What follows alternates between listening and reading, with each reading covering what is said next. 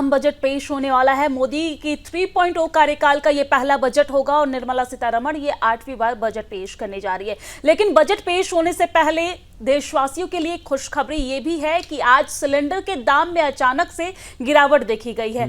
देखा गया है कि आज बजट पेश होने वाला है और उससे पहले यानी कि 1 फरवरी को जो अभी सिलेंडर का दाम आया है, कॉमर्शियल में 7 रुपए की कटौती की गई है। हालांकि घरेलू सिलेंडर पर इसका कोई भी असर नहीं पड़ रहा है।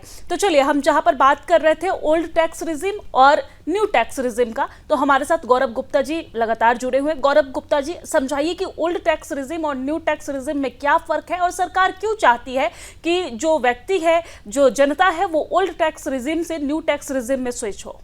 ओल्ड और न्यू में मेन तो यही फर्क है कि इसमें कोई डिडक्शन, हमें न्यू के अंदर कोई डिडक्शन नहीं मिलती और रेट्स थोड़ा हाई हो जाता है, कम टैक्स लगता है हमारे ऊपर। और सरकार इसको सिंप्लीफाई करना चाहती है कि न्यू टैक्स रिजिम में सब आ जाए। तो सिंप्लीफाई एक प्रोसेस है, सिंप्लीफाई एक रेट है, उसके हिसाब से आपको कोई डिडक्शन नहीं मिलनी, खाली 2 डिडक्शन मिलनी है। कोई भी अपना टैक्स कैलकुलेट करके पे कर सकता है। और आने वाले टाइम में डायरेक्ट टैक्स कोड, जो कि और सिंप्लीफाई वर्जन आने वाला है इनकम टैक्स का, तो उसके लिए भी एक ये रखा गया है कि इसीलिए रखा गया है कि ताकि लोग धीरे धीरे अडेप्ट हो जाए उसके डीटीसी आने के लिए। कुछ चेंजेस इस बार बजट में इस पर लिए भी हो सकते हैं कि आगे डीटीसी को इजीली वे में लाया जा सके, लोग धीरे धीरे उसको समझ पाए। और ये भी जानना चाहूंगा, जैसे आपने टैक्स का तो बताया, अब बात आती है जीएसटी, क्योंकि आम आदमी या कोई भी हो, सबसे ज्यादा जीएसटी का जिक्र होता है। हम जब भी बजट की बात करते हैं तो जीएसटी में अगर हम देखें तो अभी 11% बढ़कर 10.62 लाख करोड़ तक पहुंचने का अनुमान है, जो कि अभी भी 2% कम है। जीएसटी को लेकर क्या सोचते हैं गुप्ता साहब? जीएसटी का बजट के अंदर कम ही इफेक्ट देखने को मिला है, क्योंकि इनकी काउंसिल की मीटिंग होती रहती है टाइम टू टाइम, तो उसी में डिसीजन मेजर लिए जाते हैं। लेकिन कुछ जीएसटी में बदलाव की जरूरत है। जैसे ईवी व्हीकल्स के लिए जो बैटरीज के ऊपर 18% का रेट लगता है, उसको 5% के ऊपर लाना चाहिए। इसके अलावा जो होम्स के ऊपर 1% का जीएसटी है, जो छोटे घर बनते हैं उनके लिए, उसको 0.5% करके उसको राहत दी जा सकती है मिडिल क्लास को। लेकिन सर, देखा जाए तो जीएसटी टैक्स के जो गवर्नमेंट के पास तक जाती है तो ऐसा लगता है कि हाँ, कम जो अमाउंट है वो जा रही है, लेकिन आम जनता हर एक चीज में जीएसटी पे करती है। जैसे आप चाहे किसी रेस्टोरेंट में खाना खाने चले जाएगा, कपड़ों की खरीदारी करे, किसी भी चीज की खरीदारी करे, गोल्ड की खरीदारी करे, हर चीज की खरीदारी में कहीं ना कहीं जीएसटी का टैक्स जो है वो आम जनता को पे करना पड़ता है। लग्जरी चीज जैसे सिनेमा हॉल में जाने के बाद जीएसटी पे करना लाजमी है, कहीं आप घूमने जाए वहां पे, लेकिन छोटी छोटी चीजों में, चाहे आप खाना खाने जाएं, कपड़ा खरीदने जाएं, बेसिक चीजों में जीएसटी की कटौती आज के टाइम में देश की जरूरत बन गई है। आपको क्या लगता है गुप्ता जी? जीएसटी का काफी योगदान है, जीएसटी हम सब पे कर रहे हैं। और जीएसटी, लेकिन है ना, इसमें खाली केंद्र सरकार का हिस्सा नहीं होता, इसमें स्टेट का भी हिस्सा होता है। तो इसमें दोनों सरकारों का हिस्सा होता है। और कंपनसेशन पैकेज भी काफी सारे दिए गए थे जब जीएसटी आया था, तो इसलिए इतना हमें दिख नहीं पाता, इतना बजट का जो जीएसटी का फायदा सरकार को नहीं हो पाता। सरकार के पास अभी भी फंड्स की रिक्वायरमेंट है, इतना जीएसटी पे करने के बाद हमें ग्रोथ के लिए चाहिए। तो इसकी यही वजह है कि इसमें स्टेट के लिए भी के साथ भी जीएसटी की शेयरिंग होती है। गुप्ता साहब, एक चीज और बताएं, जब हम कह रहे हैं कि ये अमृतकाल का बजट है, ये आत्मनिर्भर बजट है, स्मार्टली अब इंडिया जो है वो आगे ग्रोथ कर रहा है, तो ऐसे में क्या आपको नहीं लगता कि जो टैक्स लिया जाता है लोगों से उसको आपको कम करना पड़ेगा? क्योंकि हम हर चीज में स्मार्ट हो रहे हैं। अगर हम अपने पड़ोसी देशों का हम जिक्र करें तो मैं 2-3 देश आपको बताना चाहता हूं। अगर हम श्रीलंका देखें तो 18% वहां टैक्स लिया जाता है, बांग्लादेश में 25% है, सिंगापुर में 22% है और भारत में 42% है। 10% से भी ज्यादा का अंतर देखने को मिल रहा है। तो ये कैसे कम होगा और क्या कम होना चाहिए, और अगर होंगे तो इसके जो सकारात्मक प्रभाव हैं वो भी आप बताइए और जो नकारात्मक प्रभाव हैं वो भी आप बताइए। जरूर। इसमें टैक्स के अंदर जो कॉर्पोरेट टैक्स भी आप देखोगे 25% या 22% के आसपास है, जबकि इंडिविजुअल से यहाँ पे 30% तक टैक्स वसूला जाता है। तो इसमें एक न्यू स्लैब इंट्रोड्यूस करने की सरकार को जरूरत है कि जो न्यू रिजीम के अंदर 25% की एक स्लैब इंट्रोड्यूस कर दे 15 से 20 लाख के बीच में, जिसपे 25% टैक्स दिया जाए। और बाकी सरकार के पास फंड्स की, मैं शुरू से कह रहा हूँ कि कमी है और हमें अब 8% से आगे बढ़ना है ताकि हम 2047 में विकसित हो पाए। तो इसलिए ज़्यादा राहत नहीं मिल पाएगी टैक्स के अंदर, ये सरकार की मजबूरी है। ये बजट बनाते वक्त उनके पास फंड्स भी नहीं होंगे कि जो वो इस चीज़ पे एलोकेट कर पाएं, क्योंकि इनको इंफ्रास्ट्रक्चर के ऊपर, डेवलपमेंट के ऊपर फंड्स देना है ताकि रोजगार उत्पन्न हो और बहुत सारी स्किल्स डेवलप करने हैं। किसानों को भी सोचना है, शायद किसान सम्मान निधि जो 6,000 से थे उसको 12,000 कर दिया जाए, नेचुरल फार्मिंग के ऊपर फोकस किया जाए, जल दोहन, अभी आर्थिक सर्वेक्षण में था कि काफ़ी जल की क्राइसिस आ रही है, तो जो जल दोहन वाली फसलें हैं उसको कम प्रोत्साहित करें, उसके लिए किसानों को कुछ प्रोत्साहित करें कि वो ऐसी फसलें ना उगाएं। तो इस तरीके की सरकार को नीतियां बनानी है, मार्केट प्लेस बनाना है जिससे महंगाई कम हो, कि मार्केट प्लेस से एक आज काला बाजारी जो होती है, ब्लैक मार्केटिंग होती है, उसकी वजह से भी काफ़ी दाम चीज़ों के बढ़ते हैं। तो सरकार मेरे हिसाब से कुछ छूट देने के बजाय ये सरकार आधारभूत ढांचे के ऊपर काम करेगी, आगे चीज़ों को डेवलप करेगी ताकि हम 2047 में विकसित हो जाएं और हर कोई के पास रोजगार हो, इसके ऊपर वर्क किया जाएगा, ना कि किसी छूट को ज़्यादा दे करके। और अब गुप्ता जी, क्या आपको लगता है कि समय के साथ शिक्षा और एजुकेशन में गवर्नमेंट को और भी ज़्यादा ध्यान देने की ज़रूरत है? क्योंकि हम इतना ज़्यादा टैक्स तो पे करते हैं, लेकिन आज भी हमारे देश में शिक्षा की जो स्थिति है वो उतनी बेहतर नहीं है जो होनी चाहिए। जो मेडिकल की स्थिति है वो इतनी बेहतर नहीं है जो होनी चाहिए। जो एजुकेशन की स्थिति है वो इतनी बेहतर नहीं है, क्योंकि इतना टैक्स देने के बाद भी आज जो हमारे देश में आम वर्ग के, जो मध्यम वर्ग के लोग हैं, वो भी अपने बच्चों को गवर्नमेंट स्कूल में नहीं भेजते, क्योंकि वहाँ की पढ़ाई, वहाँ की शिक्षा जो है वो इतनी अच्छी नहीं है। तो क्या सरकार को इस सेक्टर पे ध्यान देने की आवश्यकता है? हाँ, सरकार को इन सेक्टर पे ध्यान देने की आवश्यकता है। हेल्थ के ऊपर इस बार 1 लाख करोड़ का एलोकेशन हो सकता है, हेल्थ के ऊपर बजट का, और शिक्षा के ऊपर भी बजट का एलोकेशन हो सकता है। इसमें डिजिटल टीचिंग का भी थोड़ा सा इम्प्रूव करना पड़ेगा सरकार को। जो टेक्नोलॉजी अभी डेवलप हुई है कि आप रिकॉर्ड करके लेक्चर्स को आप हर जगह अच्छी एजुकेशन पहुंचा सकते हो, कि जहाँ पे टीचर गाँवों में अवेलेबल नहीं है तो वहाँ भी आप डिजिटल माध्यम से रिकॉर्ड करवा करके लेक्चर्स आप वहाँ पे भिजवा सकते हो। तो इस तरीके की टेक्नोलॉजी पे सरकार को इन्वेस्ट करना पड़ेगा ताकि हर जगह एक अच्छी शिक्षा प्रोवाइड हो। राइट टू एजुकेशन के ऊपर भी सरकार को वर्क करना पड़ेगा।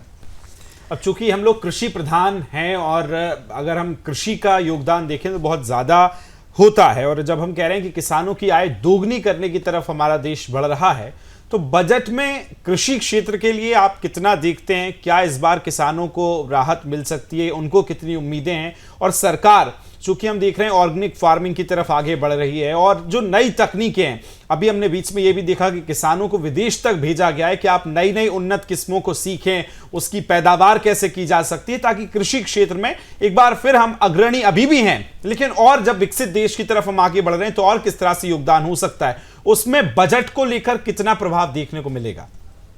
विकास जी, इसमें हमें काफ़ी चीज़ें देखने को मिलेगी। एक तो जो टेक्नोलॉजी को डेवलप करने की ज़रूरत है, कृषि के लिए जो टेक्नोलॉजी है उसमें किसानों को भी उससे अवगत कराने की ज़रूरत है कि भाई ये टेक्नोलॉजी है, तो उसके लिए ज़रूर सरकार एक्सपेंडिचर करेगी। इसके अलावा जो 6,000 की सम्मान निधि, किसान सम्मान निधि पर ईयर मिलती है, उसको 12,000 तक करने का भी सरकार इस बार कर सकती है।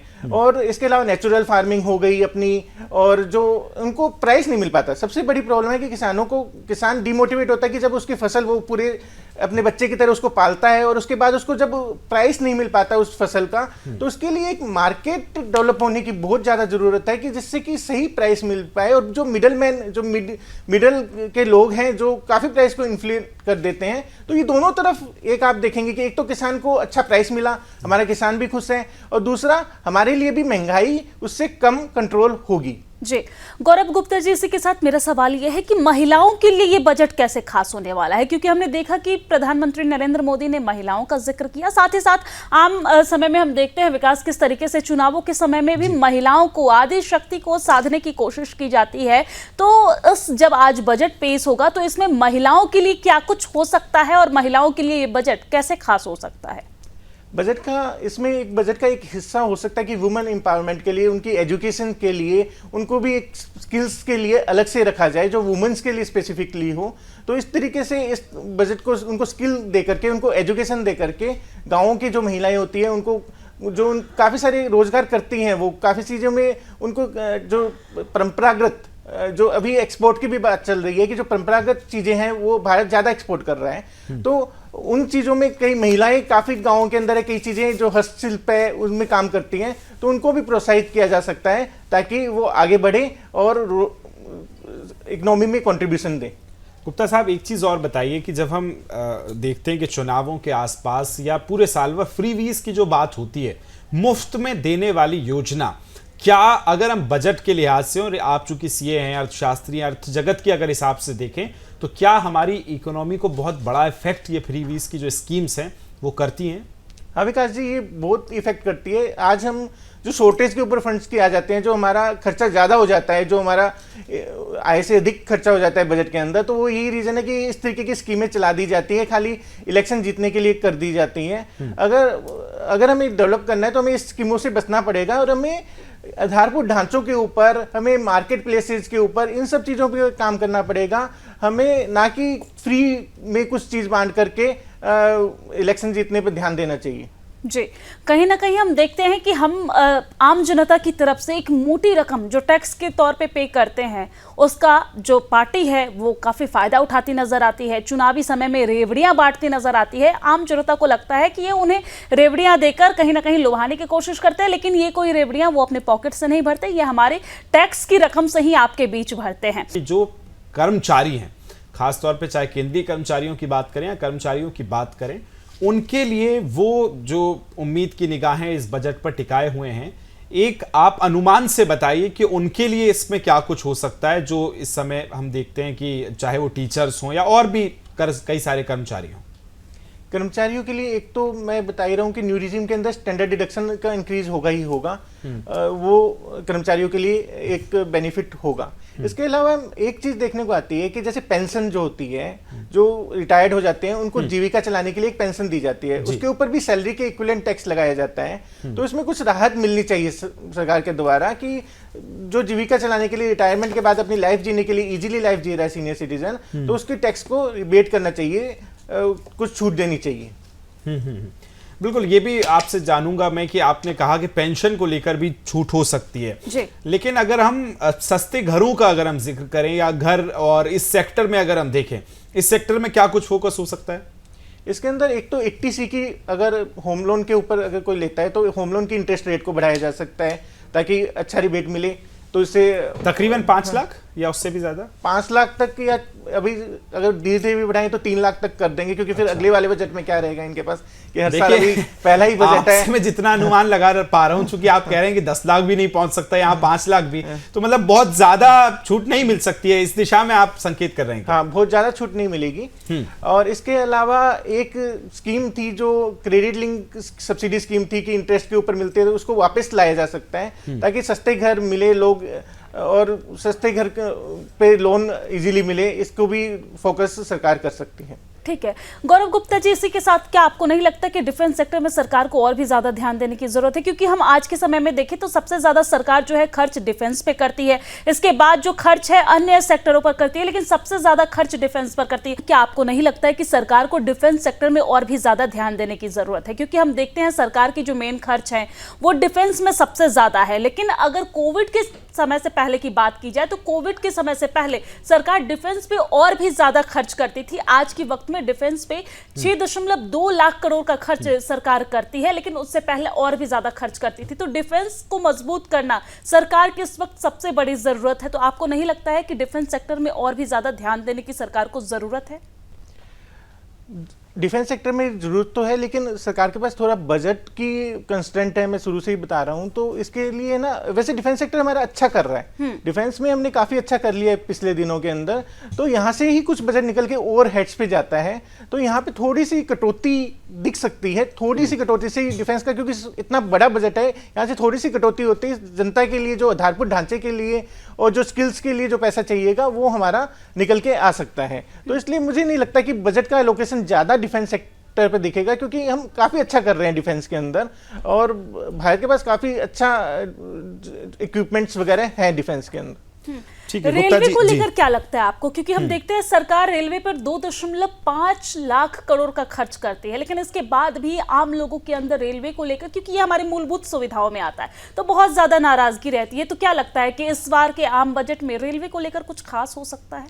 रेलवे को लेकर बहुत ही खास रहने वाला है। हाई स्पीड ट्रेन के ऊपर अच्छा बजट एलोकेशन होगा। इसके अलावा सुरक्षा कवच, एक कवच का एक प्रोजेक्ट है सरकार का, उसके ऊपर भी एलोकेशन देखना को मिलेगा। इसके अलावा मेट्रो प्रोजेक्ट्स के ऊपर भी, अगर रेलवे की बात करें तो मेट्रो की भी बात आ गई है, तो मेट्रो प्रोजेक्ट्स के ऊपर भी हमें कुछ बजट एलोकेशन देखने को मिल सकता है। तो इसलिए ये तो काफ़ी ज़रूरी है कि रेल हमारा सिस्टम को डेवलप करने के लिए काफ़ी इसके ऊपर बजट के एलोकेशन की रिक्वायरमेंट है।